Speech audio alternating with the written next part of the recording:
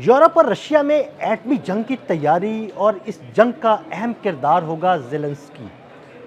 Russia ने China से मिलकर ये अहम प्लान बना लिया है। ये प्लान क्या है और ये जंग कैसे शुरू होगी, इस बारे में आमिर रज़ा से बात करते हैं। आमिर भाई, ज़ेलेंस्की के बारे में ये बात सामने आ गई कि वो यहूदी है, ठीक है, और वो इस जंग का एक ख़ास मोहरा होगा जो यूरोप और रशिया के दरमियान होगी।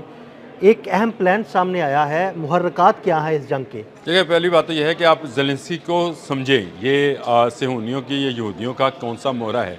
दुनिया में दो मुल्क हैं जहाँ के सरबराह जो हैं वो यहूदी हैं। एक इज़राइल है, बिल्कुल। उसका नेतन्याहू है यहूदी, और वो है यहूदियों का मुल्क। और दूसरा ये यूक्राइन है। यूक्राइन को खड़ा किया गया एक स्टेज अदाकार को, जो कि यहूदी फैमिली में पैदा होता है। उसको 2019 में ना सिर्फ लाया जाता है बल्कि उस पर पैसा खर्च किया जाता है, खास मोहरा और बनाया जाता है। दूसरा मुल्क जो है यहूदियों का, वो इस्टेब्लिश किया जाता है, यानी उसका वज़ीर आज़म जो है वो यहूदी है। अब ज़ेलेंस्की जो है यहूदी होने के नाते सारा वो गेम प्लान जिसके तहत यूरोप को तबाह किया जाना है उस पर अमल दरामद कर रहा है। देखें, अगर यूरोप उसके साथ खड़ा हुआ था तो इसलिए हुआ था कि चाके वो समझते थे कि रशिया जो है वो ज़ालिम है और ये मजलूम है। हालांकि ये अपने गेम प्लान में यूरोपियंस को फंसा रहे हैं। और यूरोपियन को क्यों फंसा रहे हैं? ये ग्रेटर इसराइल का ही एक प्लान है। देखिए, ग्रेटर इसराइल ने उस तकमील पे पहुंचना है जब वहां पर पूरी दुनिया का कारोबार सिमट कर इसराइल में आ जाएगा। यहूदी इस पर काम कर रहे हैं। उन्होंने क्या किया? उन्होंने यूरोप को यूक्राइन के ज़रिए रशिया के सामने ला खड़ा किया। अब अगर कोई जंग होती है, जंग बढ़ती है, जो कि अब एटमी जंग की तरफ जा रही है, और रशिया अपनी एटमी जो है जंग के हवाले से तैयारियां कर रहा है। एक्सरसाइजेज भी शुरू कर दी हैं उन्होंने। एक्सरसाइजेज शुरू कर दी उसने, प्रोटेक्शन के लिए भी काम शुरू कर दिया। चीन के साथ भी हाथ मिला लिया। दूसरी तरफ आपको फ्रांस और जर्मनी और ये नजर आएंगे। अमेरिका अपने तैयारियां कर रहे हैं। ये अपनी तैयारी कर रहे हैं। ये भी न्यूक्लियर की ही तैयारियां कर रहे हैं। और आपको याद होगा, ईरान और अमेरिका जंग जब शुरू हुई थी, बिल्कुल फरवरी के शुरू में हमने एक व्लॉग किया था, आपको याद भी आ जाएगा उसका। उस व्लॉग में ये बात हमने की थी कि पुतिन ने कहा कि यूरोप में कुछ बाकी नहीं बचेगा अगर एटमी जंग शुरू हुई। बिल्कुल बिल्कुल ऐसे ही है। और ये यानी 3 माह पहले ही उसने ये बात कर दी थी। ये पुतिन का बयान इस वक्त भी रिकॉर्ड पर मौजूद है कि यूरोप में कुछ नहीं बचेगा अगर एटमी जंग शुरू होगी। तो उसके देखिए, आपने हमस कहाँ पे, गल्फ़ कहाँ पे, यूरोप कहाँ पे, रशिया कहाँ पे। उसने यूरोप क्यों धमकी लगाई थी? क्योंकि यूरोप सपोर्ट कर रहा है यूक्राइन को, और ये यूक्राइन की सपोर्ट जो है सिर्फ इसलिए कर रहा है कि वो समझते हैं कि शायद रशिया, इसलिए रशिया के ऊपर पाबंदियाँ भी आयद की। अब रशिया ने क्या किया? उसने अपनी, और जो गैस बेचता था यूरोप को, उसने वो बंद कर रहा है, और उसके लिए उसने साइबेरियन जो इलाका है वहाँ से पाइपलाइन का काम दोबारा से शुरू कर दिया है। चीन ने उस पर दस्तखत कर दिए हैं। ये जो अभी नई डेवलपमेंट है, ये बड़ी डेवलपमेंट है। इससे होगा क्या? इससे ये होगा कि जितनी कंपनीज अपनी इंडस्ट्री चला रही हैं जो गैस से चलती हैं, यूरोप में शिफ्ट की जाएंगी इसराइल में। सही। देखें, इसराइल में शिफ्ट की जाएंगी क्योंकि वहाँ पर तो गैस का प्रॉब्लम नहीं है। वो जितने गैस के इलाके हैं, चाहे वो कतर है, बहरीन है, वो करीब तरीन है, और वहाँ से पाइपलाइन से गैस शुरू हो। तो जब कंपनीज को यहाँ पर गैस नहीं मिलेगी, यूरोप खाली होना शुरू हो जाएगा। आमिर भाई, कैसी ज़बरदस्त किस्म की गेम है। देखें, अगर रशिया गैस बंद करता है तो इंडस्ट्री को नुकसान होगा यूरोप में, फिर यूरोप से जो इंडस्ट्री है वो शिफ्ट हो जाएगी इसराइल। और ये जो पाबंदियाँ हैं यूरोप पर, ये यूरोप पर एक जिसको कहते हैं कि डिप्रेशन का इरा होगा। इस डिप्रेशन इरा में एटमी जंग हो सकती है। इसके लिए रशिया तैयारी कर रहा है। रशिया अमेरिका के लिए तैयारी नहीं कर रहा, रशिया इसराइल के लिए तैयारी नहीं कर रहा, रशिया यूरोप के साथ है। और दूसरी तरफ आपको फ्रांस और जर्मनी और बरतानिया जो हैं वो आपको नज़र आना शुरू हुए हैं। देखिए, ये एक बड़े गेम प्लान का हिस्सा था।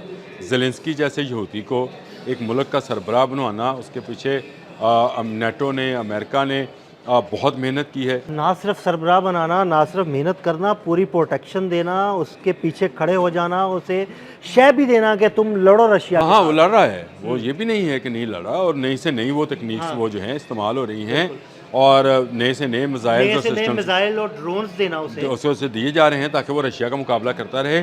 ज़रूरत इस थी कि रशिया को जो है कमज़ोर किया जाए, इस जंग के ज़रिए। लेकिन मेरा ख्याल है या रशिया को इस हद तक ले जाया जाए कि रशिया जो है ना वो यूरोप पर चढ़ दौड़े। देखिए, यूरोप पर ही चढ़ दौड़ेगा। उसने यूक्रेन को फिर दोबारा कुछ नहीं कहना। मैं कहता हूँ यूक्रेन रशिया का हिस्सा रहा है। हाँ जी, जो ग्रेटर बिल्कुल। यूएसएसआर था, USSR में बिल्कुल वो उसका हिस्सा था। वो रहा। कई मुस्लिम रियासतें जो है ना वो रही, अब वो तुर्कमानिस्तान, अजरबैजान वगैरह। अब पुतिन जो है वो इस बात पर आ गए हैं कि वो यूरोप को सबक सिखाएंगे। उसके लिए उन्हें जिस मुल्क का इत्मीनान हासिल करना था वो चीन था। ये जो हालिया दौरा चीन है उसका, ये अहमियत का हामिल है। और मैं आपको कह रहा हूँ जो साइबेरियन पाइपलाइन है ये यूरोप के तबूत में आखिरी कील साबित होगा। यूरोप की जो इंडस्ट्री है वो बंद होने जा रही है। बेरोज़गारी का इतना बड़ा तूफान होगा, इस डिप्रेशन में वो जंग शुरू होगी। यूरोप को इदराक नहीं हो रहा इस साजिश का। देखें, यूरोप को इदराक, ये सारा गेम प्लान ऐसे था। शुरू में जब यूक्रेन पर हमला किया गया तो नेटो फोर्सेस ने यूरोप से कहा क्योंकि आप रशिया से गैस ख़रीदते हैं इसलिए रशिया की इकॉनमी जो है वो गिरती नहीं है, तो आप गैस लेना बंद कर दें। इससे रशिया पर एक डिप्रेशन आया। लेकिन रशिया को एक चीज़ की सहूलत मौजूद थी कि वो अपना तेल जो था वो भारत समेत बहुत सारे मुल्कों को दिए जा रहा था। वेनेजुएला वाला मामला जो था उसमें भी रशिया तेल वहाँ से लेता था सस्ता और दूसरे ममालिक को फ़रोख्त करता था। ये यूरोप वाली इंडस्ट्री उसकी बंद थी। उसका एक पुराना प्रोजेक्ट जो था वो चीन के साथ मौजूद था, गैस पाइपलाइन का। चीन ने इस पर जो है कहा था कि हम मज़ीद काम नहीं कर सकते हैं, ये बहुत तवील है, क्योंकि वो साइबेरिया से लेकर चाइना तक आना एक बड़ा लंबा। और ये अब उस पर लेकिन जो अब सूरत बन रही है उसमें वो चाइना को लगा कि भाई ये ज़रूरी हो गया, ये ज़रूरी हो गया। अब ये गैस उसको चाहिए क्योंकि उसको भी आपने हमत से अल्टरनेट चीज़ें चाहिए, क्योंकि वो चाहता नहीं है कि समुंदर के रास्ते उसको चीज़ें आएँ। और गैस इस इंडस्ट्री का अब आपको अंदाज़ा हो ही गया है कि हम कह रहे हैं कि खाद भी नहीं मिलेगी क्योंकि गैस नहीं मिल रही है।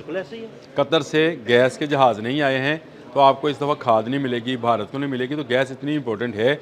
रशिया गैस पाइपलाइन कट करने लगा है यूरोप की, और यूरोप की ये गैस पाइपलाइन जब कट होगी और ये गैस चाइना को मिलना शुरू होगी, दो चीज़ें होंगी। एक तो दोनों युआन और रूबल में करेंसी में तबादला करेंगे। यूरोप जो है, यूरोप की इंडस्ट्री जो है उसको गैस की ज़रूरत होगी, उसको उठाकर ले जाया जाएगा। इजराइल में डिप्रेशन शुरू होगा, यहाँ से फ़ौजें निकालने शुरू कर दी हैं। अमेरिकन ने, आपने पिछले दिनों खबर भी पड़ी है कि अमेरिका ने अपने 5000 फ़ौजियों से कहा है कि निकल जाएं। नेटो से अमेरिका बाहर जाने लगा है। नेटो एक तरह से टूटने ही जा रहा है। देखिए, नेटो में बचेगा कौन? नेटो में बचेगा यूरोप, और यूरोप को जो है फिर वो रशिया के सामने खड़ा कर दिया जाएगा।